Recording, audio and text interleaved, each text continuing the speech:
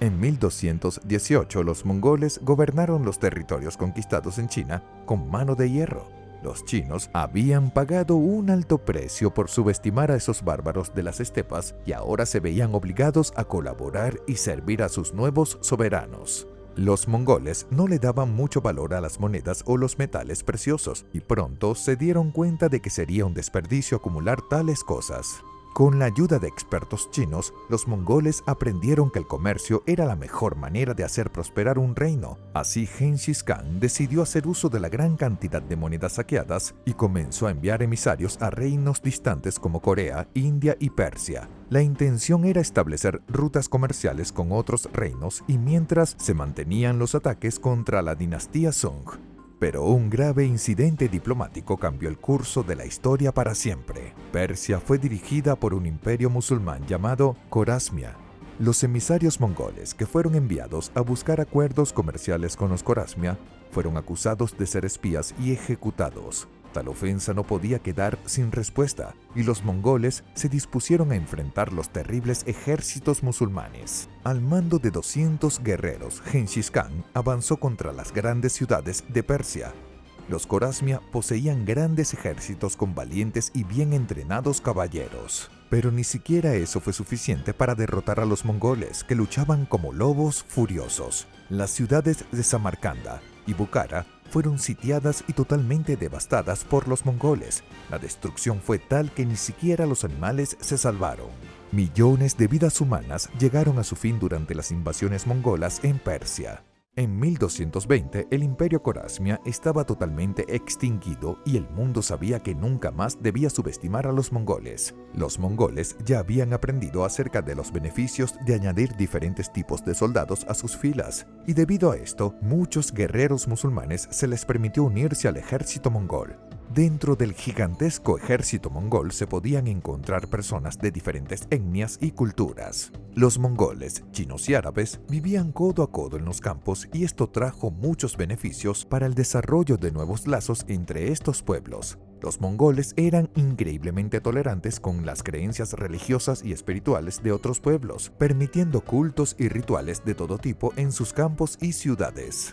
La religión de los mongoles se conoce como Tengri y se basa en la creencia de una deidad suprema llamada Tengri, que sería el propio cielo y por lo tanto está sobre todas las cosas en la tierra. El tengriismo incorpora elementos chamánicos y la adoración de los antepasados, pero con el tiempo también han llegado a incluir elementos del budismo tibetano. Con la captura de los territorios persas, los mongoles tenían bajo su dominio gran parte de la famosa Ruta de la Seda. La Ruta de la Seda unía el comercio de varios países, siendo recorrida por caravanas que venían de las tierras más lejanas y exóticas y por donde pasaban las mercancías más valiosas de la época.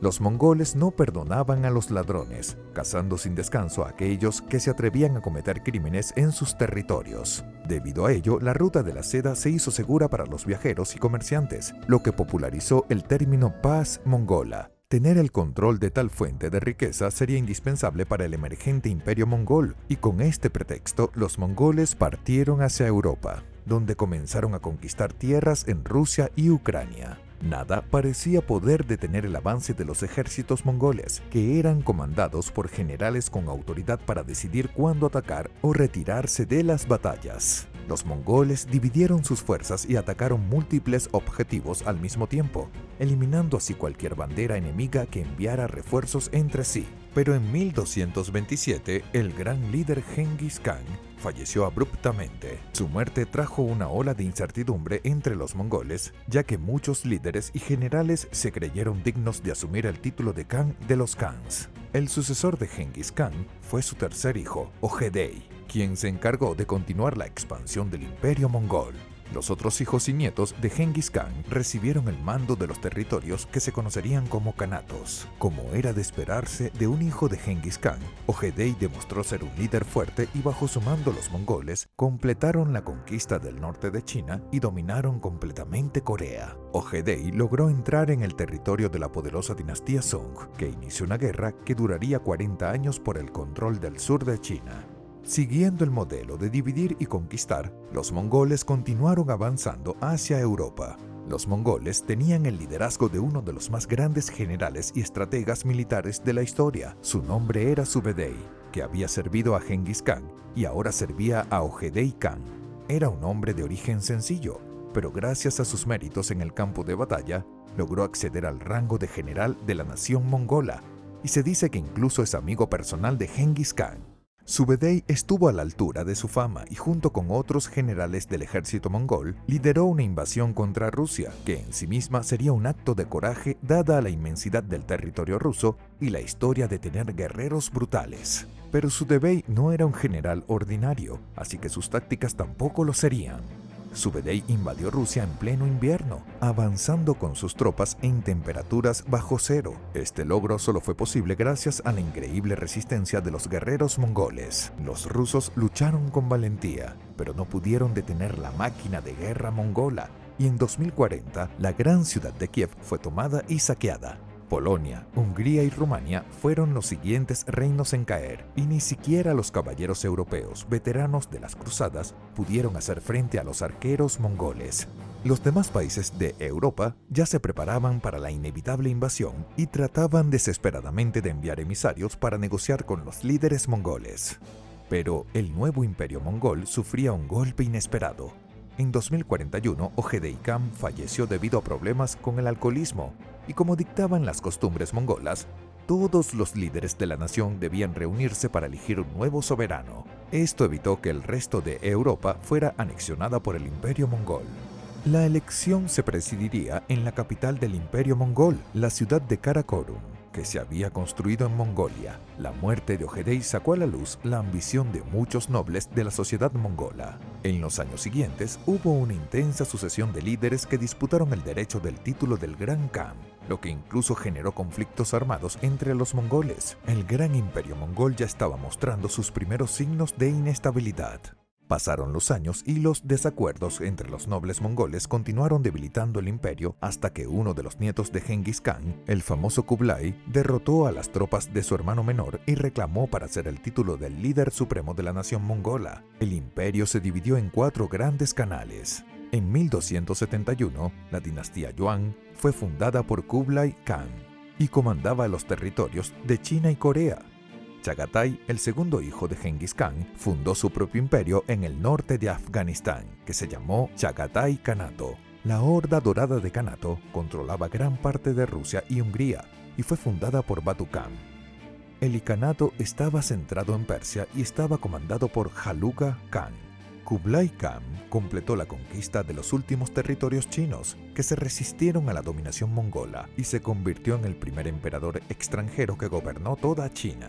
De niño, Kublai fue educado en las costumbres de la corte china. Pronto se convirtió en un hombre culto y disfrutó del lujo de la vida civilizada, lo cual fue visto como una debilidad para muchos líderes mongoles tradicionalistas.